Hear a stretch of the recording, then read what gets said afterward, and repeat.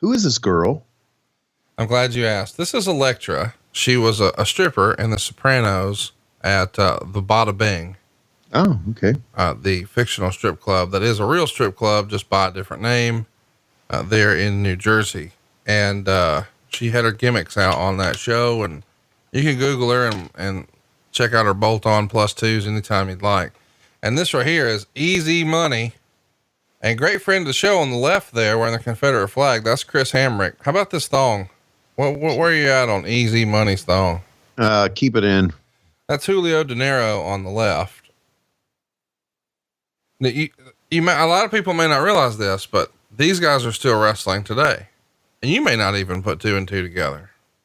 I haven't. That's the Dark Order. These days they wear hoods. One of these guys is Evil Uno. Oh, no. That's a different guy. Okay. One of those guys is Stu Grayson. No, that's a different guy. I'm talking about all the creepers. Oh, the creepers. Hell, I don't even know who, Dude, we have so many creepers. I don't even know who the fuck they are. I just told you, it's Chris Hamrick. It's Julio De Niro. It's Easy Money. They're the creepers. But but there's so many. Are they always the creepers? No, there's a few others. Wow. Are there ever? Teddy Hart and his cat was a creeper this past week. The cat needs to learn how to work. Got to tighten those punches up. I mean, seriously, the cat's working punches look like shit. Well, you got to work with him. You got to train him. So there's a lot of wrestling trainers out there. Some of them pretty good. Some of them are shysters. You just got to pick the right one. Train a guy. Balls Mahoney no longer with us. He passed away. We've done Balls Mahoney match on this program before. Well, I was just letting you know that he's still dead. So he wouldn't be a creeper. No. Now in real life, I'm sure he was a hell of a creeper. You know what they could do? They could put a mask on like a cadaver and bring it out there and be a creeper. I think they tried that this past week, and that cadaver's working punches look like shit.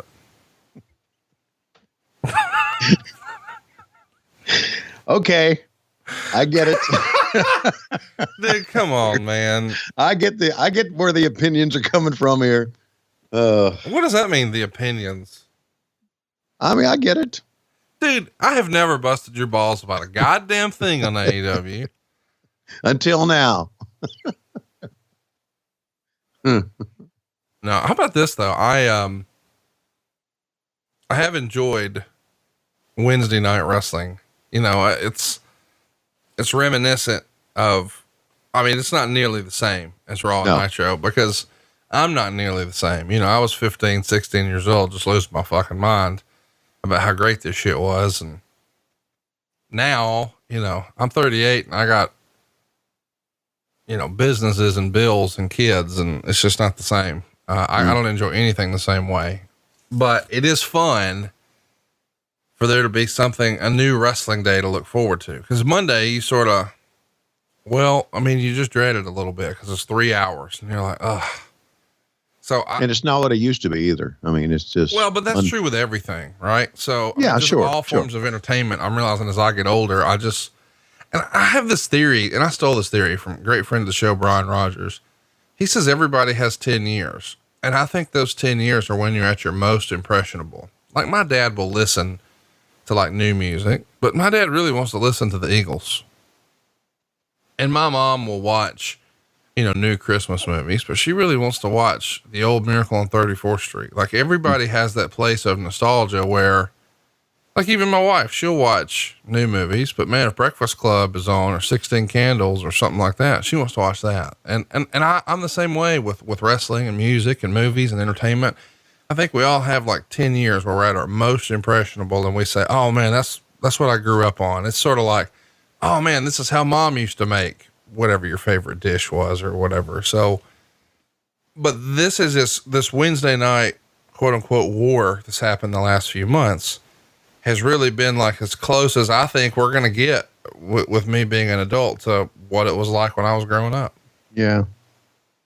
The only thing about what's going on with Wednesday right now is I don't know that it is caught on. And I'm talking about not us necessarily us or how about balls going up top? Can you believe wow. what we're seeing here? Wow. That's unbelievable when you think about it. I mean, that's common now, right? But in 2000, a 350-pound motherfucker jumping off the top rope to the floor, that's a big deal. They loved it, man. The fans bought into it. Anyway, it hadn't caught on, you're saying? No, I will give you a perfect example. I was doing a basketball game the other night against SMU. The SMU broadcasters, big time fans of Tony Schiavone. If I can use myself in the third person. They both came up and we took pictures, shook hands, talked about the old days, talked about the Monday Night Wars, talked about studio wrestling. They did not realize there was wrestling on Wednesday nights now. Yeah. So I don't think it is caught on the national level that there's great wrestling on Wednesday nights on TNT. And of course, there's wrestling on USA Today, and there is some sort of wrestling war going on. It just hasn't caught on with people yet. And maybe they're not in our Your demo. Our demo, yeah. But it's just, well, I just don't think people, I don't think there's a realization. And I don't think there is because, my God, there's so much other stuff going. It's a different time. It's a different era. A different era just for entertainment in general. You know, you've got so many choices, so many streaming services, et cetera, et cetera. I do want to ask, though, do you think there's wrestling on USA Today, the newspaper? There probably should be because what they got right now fucking sucks. It is the worst rag I've ever seen in my life. I picked up one in a hotel the other day, and it was like picking up the thrifty fucking nickel. You just literally said they don't know there's wrestling on TNT and USA Today. Okay. See, I don't even watch USA nor Today. Well, occasionally you should throw the DVR on and check out your new favorite women's wrestler or, you know, top 5, top 10, whatever, Rhea Ripley. Cause I think you'd be like, oh, Tussle Jones. Mm-hmm. Oh, shout out to a great friend of the show, Taz. He just wrapped up his CBS radio career.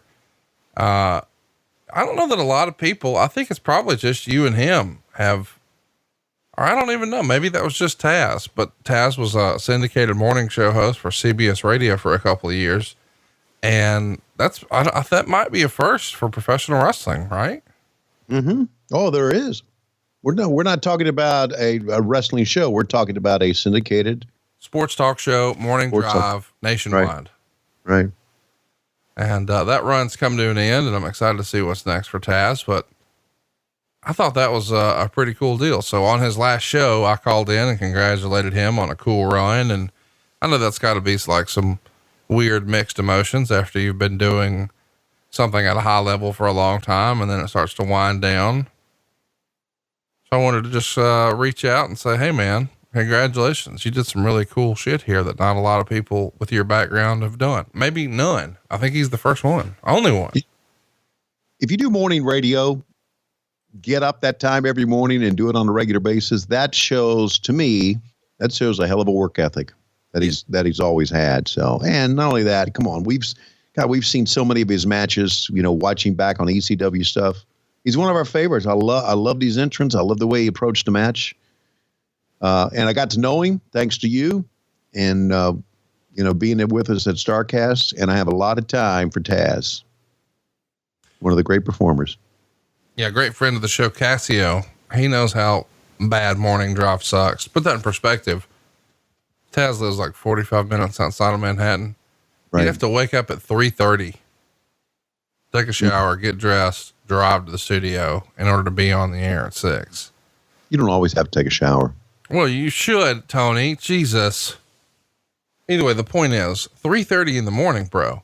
And even Cassio, and he didn't do that shit. I think he wakes up at like 4:30, but whatever. He still wakes up, takes a shower, you know, gets his breakfast or lunch together, takes it to the office, knocks out his show, you know, eats something at his desk, does some office work. And then he's home at like regular, normal human lunchtime, takes a nap, and then starts his like part 2 of his day. So you don't have the normal schedule everybody else does. You got to go to bed early. You got to take a nap in the middle of the day. It's a weird deal. But you don't always have to take a shower. You don't have to pack your breakfast or lunch because there's Uber Eats. So no, buddy, not everybody lives in fucking downtown Atlanta. Okay. just some. I'm just trying to take another, give you another take on it. What do you think about old Easy Money's ring gear here? Top 5 worst ring gear ever? Let me notice it again. Oh, you talking about the stripes down the side or whatever you call it? These stupid thigh highs he's wearing. He's got on dude thigh highs. It sucks. Ooh. Sit up there and oh my God, the crazy shit they're gonna do. Chris Hamrick is a crazy wild motherfucker. That's a pretty good high spot right there. Dude, he's like unbelievable. I want you to take this in your Google machine. Pull that up. What? In your Google machine. You ready? Yeah, I'm ready. Go ahead. Just type in Chris Hamrick bump, B-U-M-P. And the first thing you'll see on your search results at the top will be a little tab that says videos, or just say the word videos. And the first one will say Chris Hamrick bump, and you'll see the 1, 2, 3 kid in the ring. Okay. Just play that shit. You ain't ready. Right. You watching? I'm not ready. Okay. But I'm getting a lot of gifts. Here it is. Well, it won't play. Goddamn. When old people Google. My goodness. Okay, hang on a second. Oh, hold on. Here it is. Oh. Wait a minute. I'm watching the one where a guy ducks down. He just goes right through the ropes. Is that the one? That's it. What a fucking bump that is, dude. My God. Chris I've Hamrick. never, that's one of those, you think you've seen everything, but that's one of those like, well, I've never seen that before. Shout out to Chris Hamrick. If you get an opportunity, throw it in your Google machine. It's worth the look, isn't it, Tony? Oh yeah. And I've seen here's one against Owen Hart. He's done it before a couple of times. It is commonly referred to as the Chris Hamrick bump. Wow. Well, good for him. Good for you, Chris. A bump named after you. Are we just gone into a new match here? I was looking over Chris Hamrick bump, and this is yeah. No, this is a match, same match going on, no, right? It's not. So Easy Money pinned Balls Mahoney 2 1/4 stars. Now we're in match 3. It's Nova against De Niro. Mm-hmm. I'm not a fan of this setup at all. Just if you're keeping score at home, I didn't like the first match. I didn't like the second match. I'm not going to like the third match. The fourth one though, we're going to start picking up. We're going to start shitting and getting. Okay. Let me know. Tell me why, and you were a big ECW connoisseur back then, why there's some that you like and some that you don't. What to you defines shitting and getting? So there was a time when ECW quit paying guys because they ran out of money, poor management, or, This will be around that time, I would think. yes. So people are woefully behind on payment here. ECW is going to be out of business in like another, 6 or 7 weeks, something like that. Okay. So they're, guys just aren't showing up, and they're like, hey, I hadn't been paid in this many weeks or months. I'm not coming. And the guys who really love it are still coming, and they want to keep the faith and keep positive and, hey, I believe in this. Well, that created some opportunities for there to be new guys who maybe weren't up to ECW snuff. Gotcha. Yeah, as far as a character presentation. To be clear, I don't think that anyone's in-ring work is not good that's on this show. These are all fine in-ring performers. I'm just saying sometimes Paulie didn't have enough time to really establish the character to the viewer. So you just see like, hey, who's this fat stripper with thigh highs on? I don't fucking like him. Which in theory is the reason he wore the shit, to get heat. That's a good thing. But I didn't know enough about the character to hate him for his character. I just didn't like him because fuck, I don't know him. Right. And so I, as an ECW hardcore, took this sense of like loyalty and pride and a sense of ownership of this is my promotion. I liked them before they were cool. They're underground and, this is my thing. And a great sense of pride in being an ECW fan. But then when there's these new guys that you don't know anything about that are just thrown in there and they're not presented as special, they're just sort of there without really any explanation. And it's because, hey, we got to fill a card and I don't have a locker room full of paid performers right now. So I just got to sort of throw some guys in there. And I feel like Julio De Niro, he's probably a fine wrestler. I don't know shit about him. Right. So that's why I'm like, I'm not into this. You got to make me care. Cause I mean, the thing is, like, I can just sit down and watch wrestling all I want, I guess, but I need to care or want to care. And I just fucking didn't. And the reason you care is because of great character development. Yes. You got it. I get it. I've always gotten it. By the way, De Niro would, he popped up in, World Championship Wrestling and the WWF as an enhancement guy a few times here or there, and then wound up being a part of Raven's group for TNA in the early days of TNA. But outside of that, mostly indie stuff here or there. Jesus Christ. Throw a chair at him. Don't hit him with a chair. Fucking throw a chair at him. Jesus. That is so dangerous. You know why it's dangerous? Because, hell, it can bounce off and hit a fan. Oh, speaking of dangerous, can I tell you the best Christmas present I gave this year? Well, Christmas present and dangerous sounds like a story, but go ahead. I've got this young guy in my office who's just obsessed with his girlfriend to the point where it's just, I mean, fucking shameful. Like how just whooped he is. Look at this shit. Look what they're fixing to do to Alexa or Electra. God. Little nipplage. I do believe. I've never seen a grown man get so excited about brown circles.